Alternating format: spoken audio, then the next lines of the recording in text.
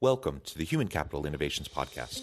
We're your source for personal, professional, and organizational growth and development, where we share original research, explore industry trends, and interview executives and thought leaders from across the globe. We hope you join us often for practitioner-oriented content around all things related to leadership, HR, talent management, organizational development, and change management. Maximize your personal and organizational potential with Human Capital Innovations Podcast.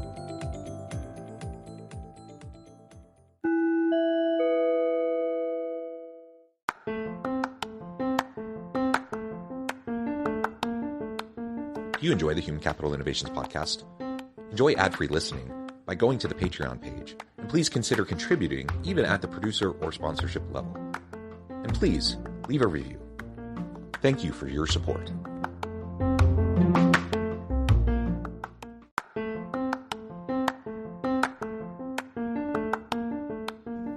Welcome to the Human Capital Innovations Podcast. In this HCI Podcast episode, I talk with Costa Michailidis about creativity, innovation, and overcoming creativity blocks.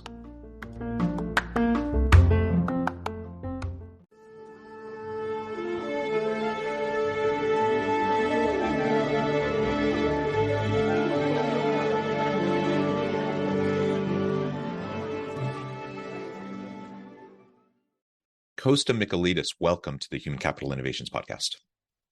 Hi, John. How's it going? It is going well. Thank you so much for joining me and taking time out of your busy day to share your insights with me and my audience. You're joining us from Florida. I'm south of Salt Lake City in Utah. And today we're going to be talking about creativity, innovation, and how to overcome creativity blocks so that we can have more consistent levels of innovation and creativity and just have an environment and a culture of innovation within our teams, within our organizations. I think every leader wants this. I think very few know how to do it.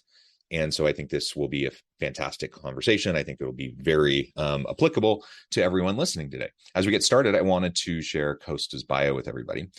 Costa began life as a creative misfit, using his imagination to spur havoc, laughter, and the occasional unintended success. Come to think of it, he hasn't changed much over the years. Some of his recent adventures include working with NASA scientists to reimagine the search for life beyond Earth, designing innovation tournaments inside of Fortune 500 companies to send innovation projects, speaking at the United Nations in New York as part of the first TEDx event there, working with a group of cybersecurity experts, and so on and so forth. Just so many super cool things. And even in the pre-interview, as we were just having a nice chat and getting to know each other a little bit, you shared about efforts and things you're doing around freediving, competitive freediving, which I just think is super cool. You are a Renaissance man doing many really cool things. Thank you so much for joining me. Anything else you would like to share with me or my audience before we jump on into the topic for today? Thanks for having me, John. I think I am really fortunate to have found a work in my life that is in tune with my character, personality. I don't know what to call it, but I feel really fulfilled in what I do. And it boils down to helping people use creativity to solve problems that they care about at the end of the day. So that's kind of what makes me get up in the morning on Monday and look forward to my week. Yeah, awesome. And it's super interesting to me as we start this conversation. I like to think a lot about quote unquote artistic types who stereotypically I think as creative people, right? And when I think of someone who's creative, I typically think of a musician or an artist or those types of people, those types of characteristics.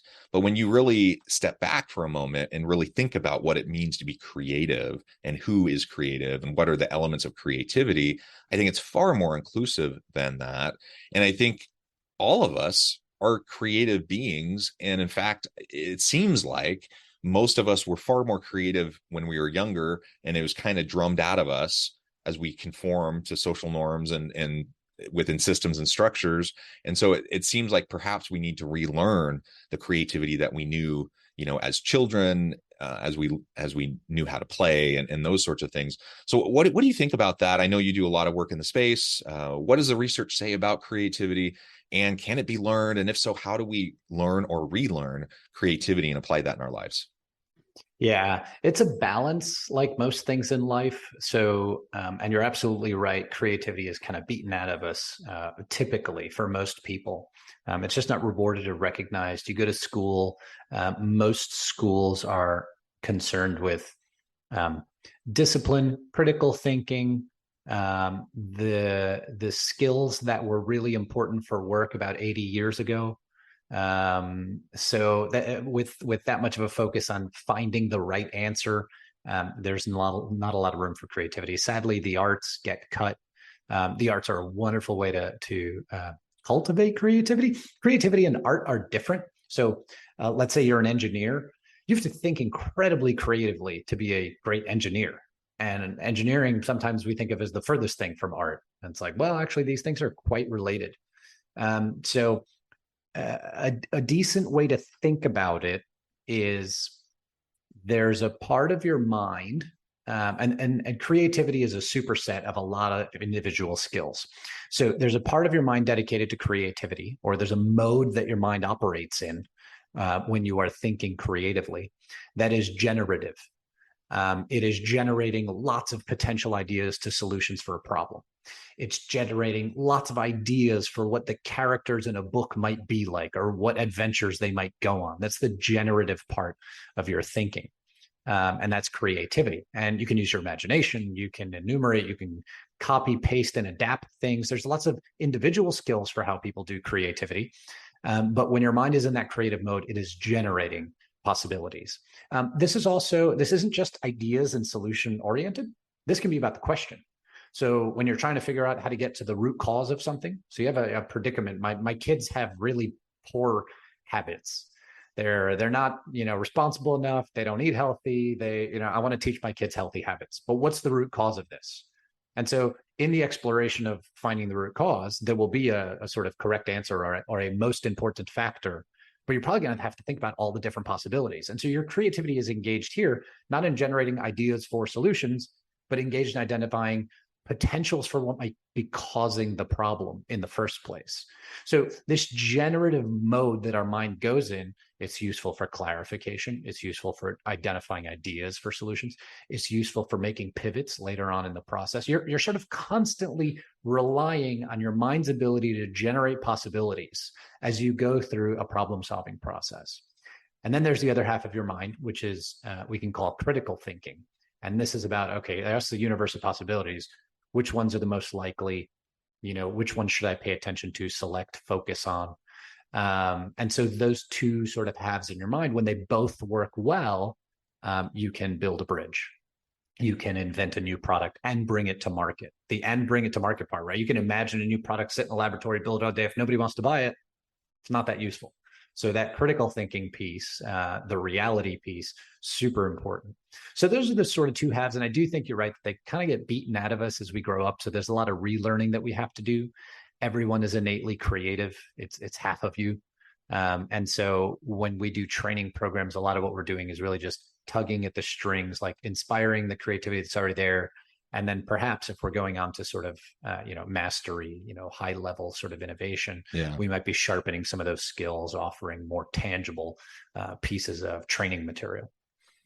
Yeah. And I really like how you articulated various components of creativity, different modes of creativity, because it's not just, I think, the stereotypical things that most people think of. Like you said, being an artist and being creative aren't there. It may be a Venn diagram, maybe there's a lot of overlap there, but it's not the same thing, right?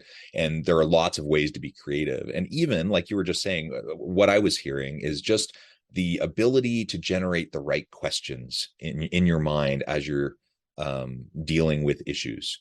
How many people are really capable of asking the right fundamental questions to dig below the surface and really get the root causes of the challenges that we face?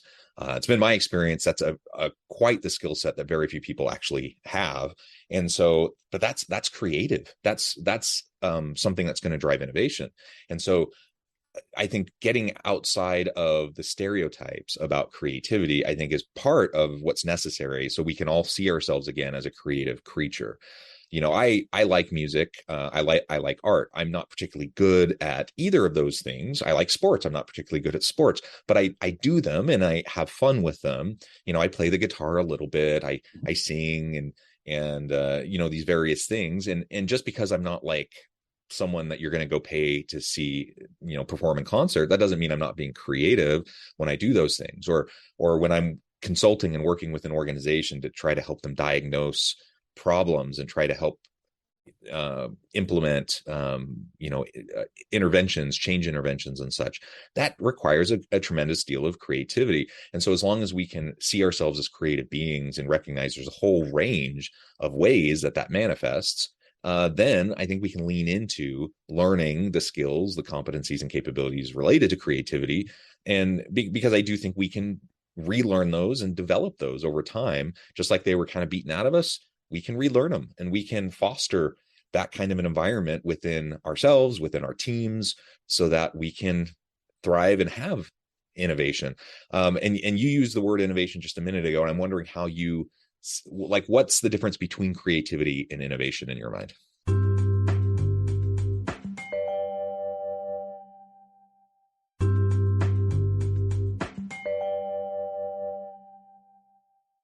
Yeah, absolutely. So let's go through some definitions.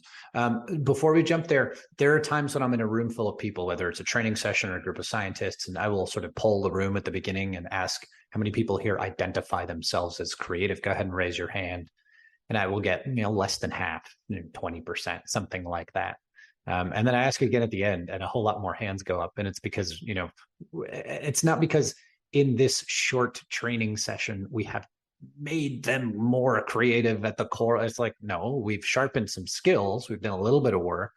The real heavy lifting is the repetitions over time, developing the habits. That happens over a long period of time. And that's training. What we did is we just woke up what was already there. And so the self-identity, like thinking of yourself as creative, is something that was automatic when you were a child. It gets buried, and then you kind of got to lift up. And that's a lot of people. So let's go through definitions. Innovation is a word we use to describe something that is new and useful. If it has one of those elements but not the other, we don't use this word. So if something's just new but not valuable or useful to anybody, it's just a novelty. If it's valuable but there's nothing new about it, we might call it valuable. It might be essential. It might be critical, crucial. We use other words. When you get both of these elements, new and useful, we call that innovation. If it's brand new, nothing like this has been done before, you could call it invention. That might be the older word. Same root, same idea. So that's innovation, the noun. It's also a verb. So to innovate is creating new and useful outcomes, products, processes, books, music, whatever the thing is. As a way of an example, we all accept that an iPhone is more innovative than a ham sandwich. Ham sandwich could be good, tasty. Actually, it's not innovative, right? Unless you had 3D printed ham sandwiches that we fed to astronauts. Well, now you have something that's new. Like we don't have those now. That would be new. And you have something that's useful, like, hey, astronauts get food that's not, freeze dried. Cool. Or the Star Trek replicator ham sandwich, right? Yeah, exactly. That would be new and useful. We would call that innovative. And then, of course, the verb. So the verb to innovate is to create these new and useful outcomes. And we talk about innovation processes. So you can think of agile, design thinking, creative problem solving. There's a variety of different sort of methodologies that get tossed around. Even the scientific method, you could probably categorize as an innovation process. It is meant to produce new and useful discoveries. Potentially just new discoveries. Useful with science tends to come decades later, which is awesome when you really get to do basic science that way. So that's innovation. Creativity is an individual human capacity. Sometimes we do it socially, like we do it with others, but fundamentally creativity is the individual capacity to do that generative thinking, to use your imagination to enumerate possibilities, to think about new questions, new ways of looking at things, to generate ideas, new and interesting ideas. That generative part of your mind, we talk about that as creativity. And its expression sometimes is innovation. And so when individual humans get involved in an innovation process together, they use their creativity to solve an important problem. what results from it is an innovation. That's sort of where these two things play together. You can't have innovation without creativity. There's no way to bring newness into the process. And if you had sort of naked bare creativity without any thought as to where it might be valuable, you wouldn't necessarily have the sort of the value add, the business impact of that creativity. So that's where those two things come together.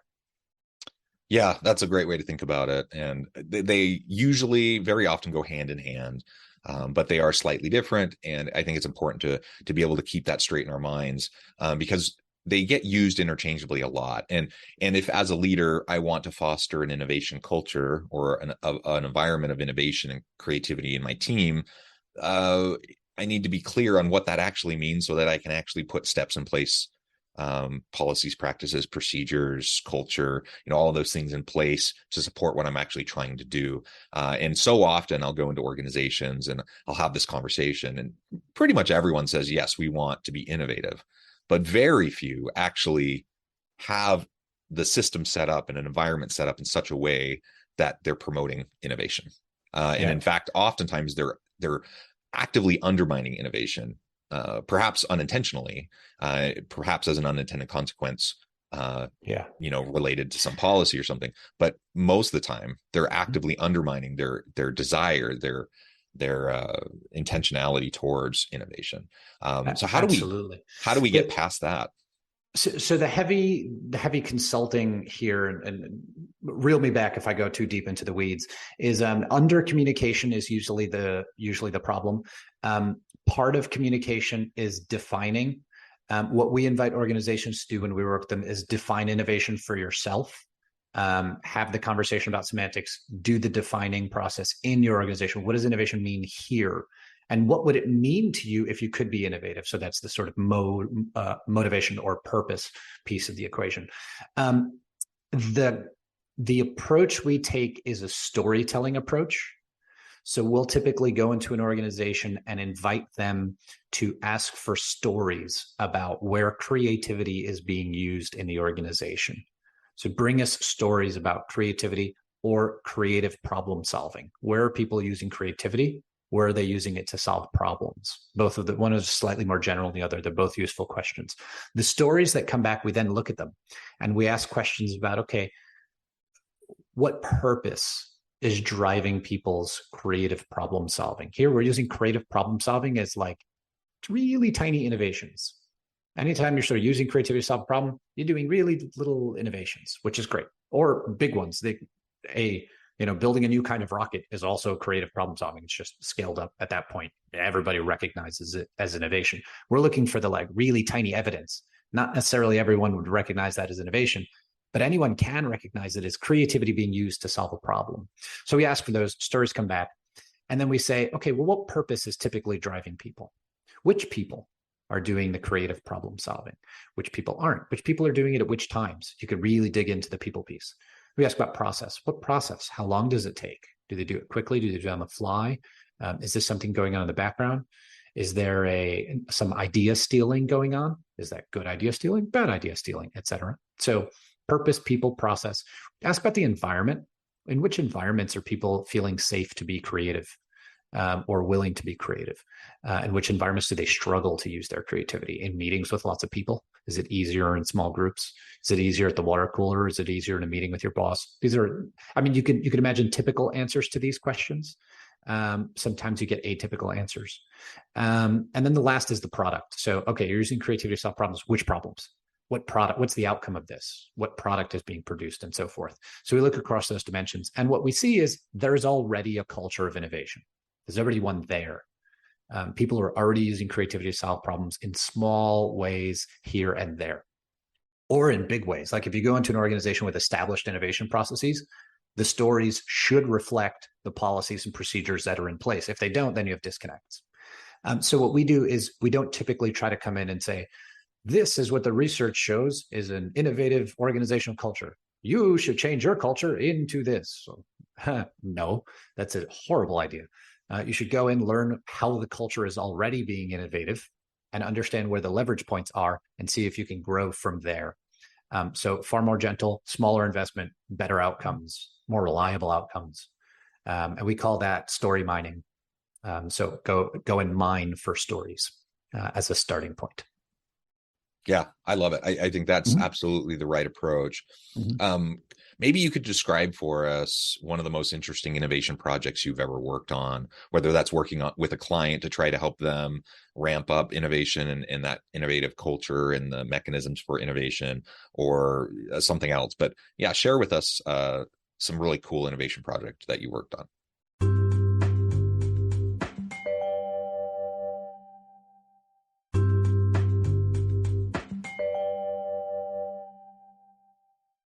Yeah, so probably the most exciting for me was reimagining the search for life beyond Earth. So this was a project we did with NASA through our sister company, which is called No Innovation, KNOW Innovation. It works better written down. So we ran a project with the astrobiology directorate at NASA, and they had a bunch of invited scientists. We've done a number of events on this. So we did the 10-year roadmap, and then later on we did other conferences. So a variety of interesting pieces of work has come out of this. But the premise is as follows. When we look for life beyond Earth, we typically we used to look for oxygen in the atmosphere of a planet far away, liquid water on the surface, certain distance from the star so that it has a certain heat profile. And we're basically looking for planets that look like planet Earth. We're looking for life that looks like us. And then, of course, the question enters the room, which is, what if most of the life out there, if it's there, it's nothing like us, is completely different? How would we find it? And so just purely philosophically crazy and difficult, but there are, a few $1 million, or actually, I don't know what the total budget is for astrobiology, but there are large sums of money directed at answering these questions. And if we did find, for example, extinct bacteria on Mars, or really tiny life that wasn't based on cells, it looked and acted differently. If we find life like that in the dusty surface of Mars or somewhere else, that would have huge learnings and implications for biology here on Earth. It would impact our lives in a positive way. It would take a long time for those discoveries to feed into our actual products and services, our understandings of human health and so forth. So it would take time. The shift in approach that happened over the course of this event was from looking at these sort of typical signs to looking at emergent features of life, and then looking at bundles of those features and saying, okay, and really hard to do when you only have one example to go with, but if life could be many things, what might its emergent features be?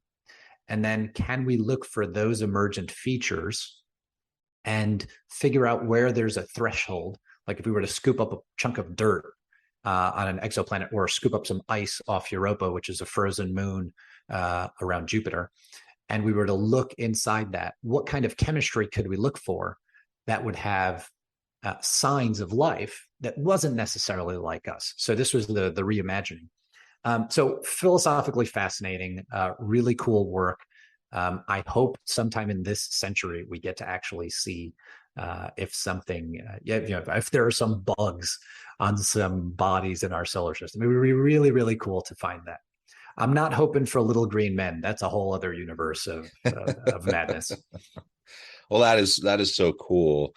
And it's just challenging the fundamental assumptions of everything that they were already doing, right? And taking a step back and asking yourself, well, what if these things that we've assumed that all life is based on don't actually apply to all life? Yeah.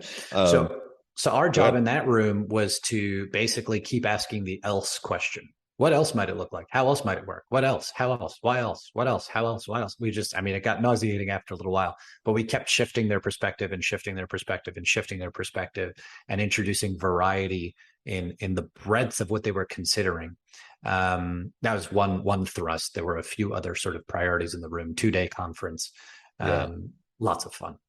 Yeah, that sounds like a lot of fun. And I'm wondering, I note the time, I'm going to have to let you go here in a few minutes, but as we're getting close to wrapping up, perhaps what's one thing you could suggest to me and my audience that we could start doing to overcome creativity blocks and just be a little bit more innovative every day? Yeah, certainly.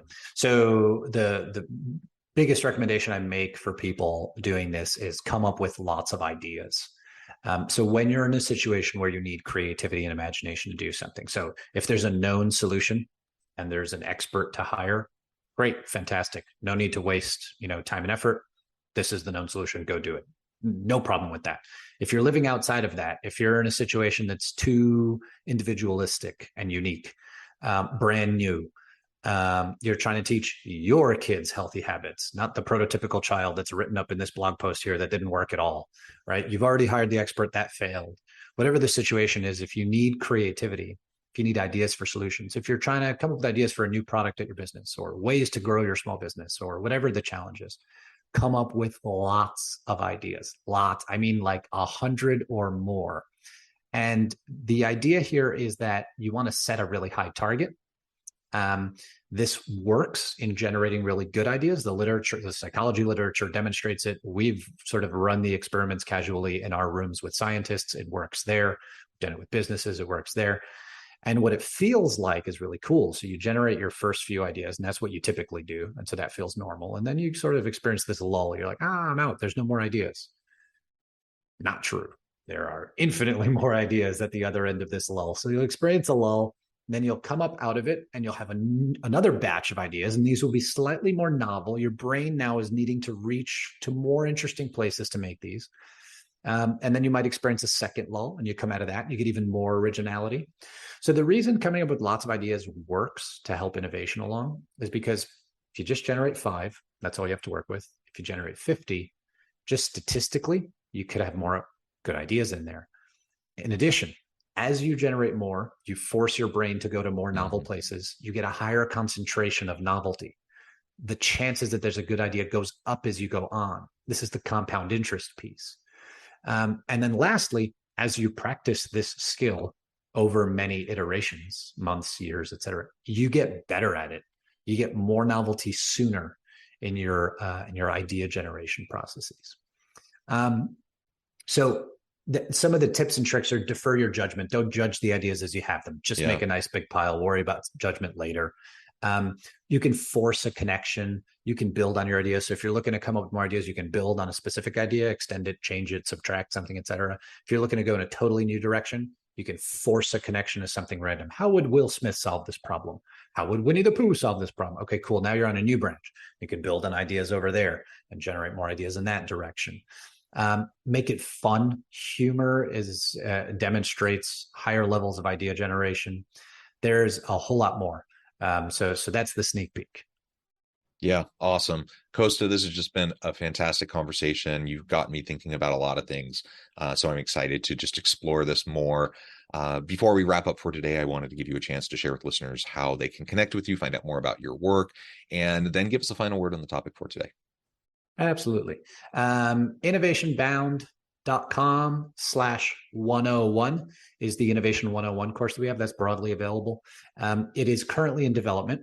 It is discounted, so early bird special at the moment. Price will go up as the course gets worked on and comes to completion.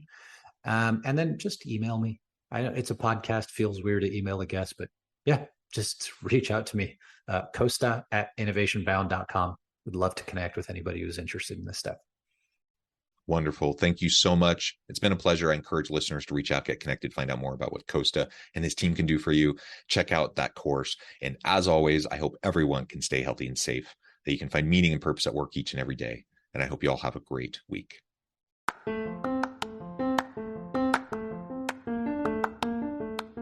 you enjoy the Human Capital Innovations podcast? Enjoy ad-free listening by going to the Patreon page. And please consider contributing even at the producer or sponsorship level. And please leave a review. Thank you for your support.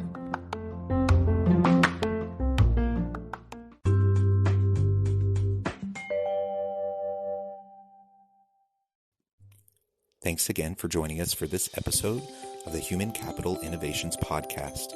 I hope you stay healthy and safe and that you have a great week.